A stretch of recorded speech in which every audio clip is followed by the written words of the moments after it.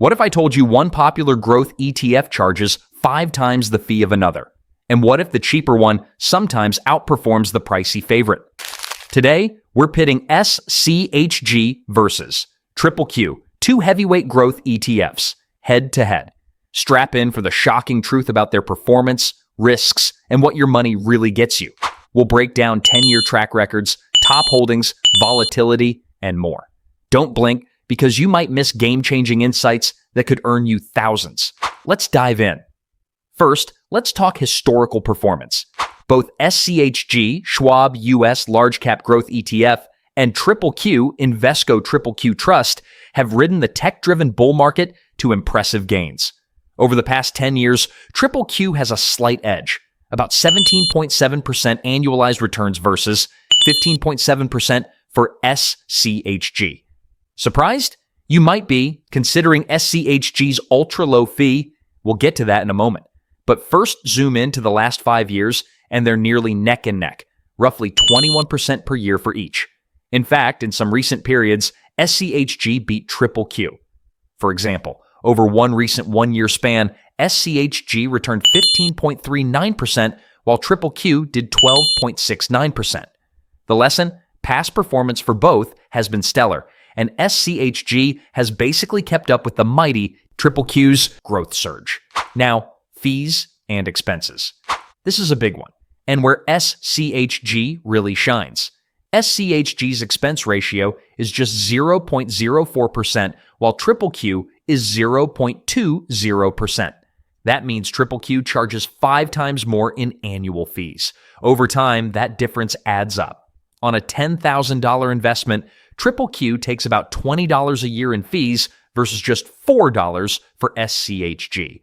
Both are considered low cost, but SCHG is about as cheap as it gets. If you're a cost-conscious investor, that's a huge advantage for SCHG. QQQ basically says, I've got a 20-year track record and fancy tech stocks, so I cost a bit more. Whether that higher fee is worth it depends on what we cover next. Now, let's discuss holdings and strategy. Despite tracking different indexes, these two ETFs have a lot in common. SCHG holds roughly 245 stocks. It tracks the Dow Jones US Large Cap Growth Index, meaning it owns a broad basket of large American companies with growth traits. Its top holdings look like a who's who of tech. Apple 11% of the fund, Nvidia around 9%, Microsoft 9%, plus Amazon, Meta Platforms, and others in the top 10. Clearly, SCHG leans heavy into big tech winners. QQQ, on the other hand, holds about 100 stocks. It tracks the NASDAQ 100 index of the largest non-financial NASDAQ companies. QQQ's top names are also Apple, Microsoft, Nvidia, and Amazon, just weighted a bit differently. Apple is 9.62%, Microsoft around 8%, Nvidia 7.32%, and Amazon 5.71% in QQQ. In fact, over half of QQQ's holdings overlap with SCHG's. So when it comes to core stock exposure, these ETFs are more alike than not. Both are dominated by the tech megacaps driving U.S. growth, but there are key differences in strategy. QQQ is strictly NASDAQ-listed stocks and excludes financial companies entirely. No banks or credit card companies in QQQ. It's mostly tech, plus some consumer and healthcare names. SCHG casts a wider net across the market. It can include growth stocks from any sector as long as they meet its large cap growth criteria. That means SCHG holds things like Visa or MasterCard in financial sector and Eli Lilly in healthcare, stocks that QQQ doesn't include. In fact, about 7% of SCHG is in financials, think fintech and payment companies, whereas QQQ has 0% in financials by design. SCHG also has more in healthcare, around 9% of the portfolio, thanks to companies like Eli Lilly in its top holdings, while QQQ's healthcare weight is lower, around 5%. On the flip side, QQQ includes a few big consumer and industrial names that aren't classic growth plays. For example, Costco, a consumer staples giant, is about 3% of QQQ, and QQQ also holds PepsiCo, Starbucks, etc., which SCHG mostly avoids. So SCHG is a bit more diversified across sectors, while QQQ is more concentrated in pure tech consumer tech names. Both, however, are heavily tech-weighted. Roughly 50% of each fund is in information technology companies. If you invest in either, you're basically betting on tech and high-growth stocks.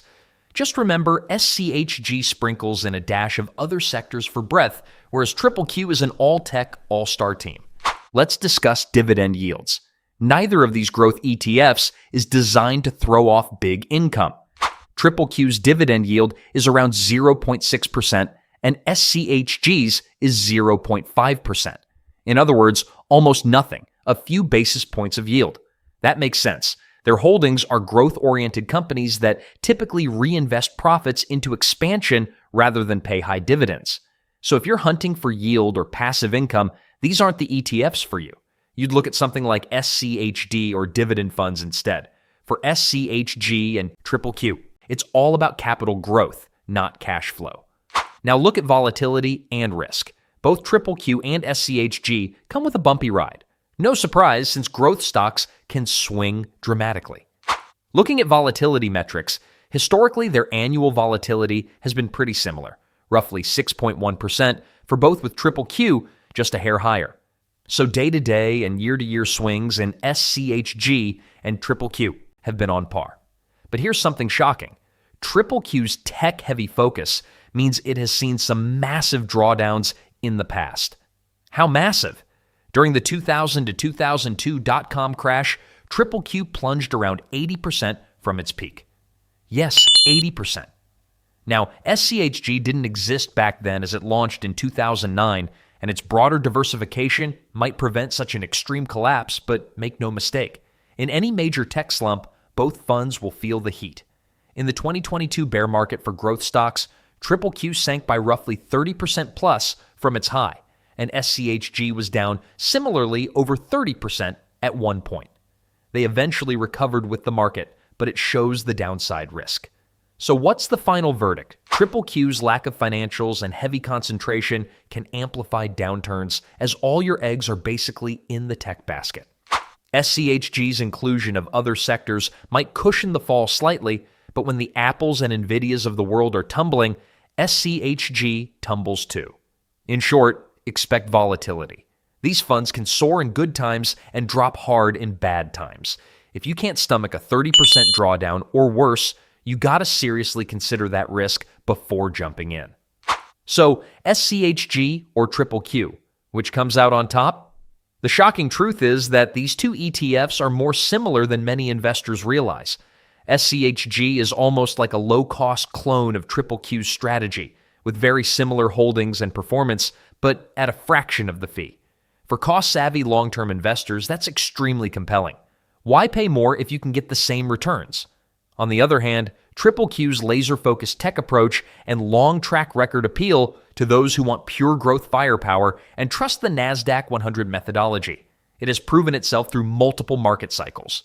If you prioritize fees and a touch more diversification, SCHG gets the nod.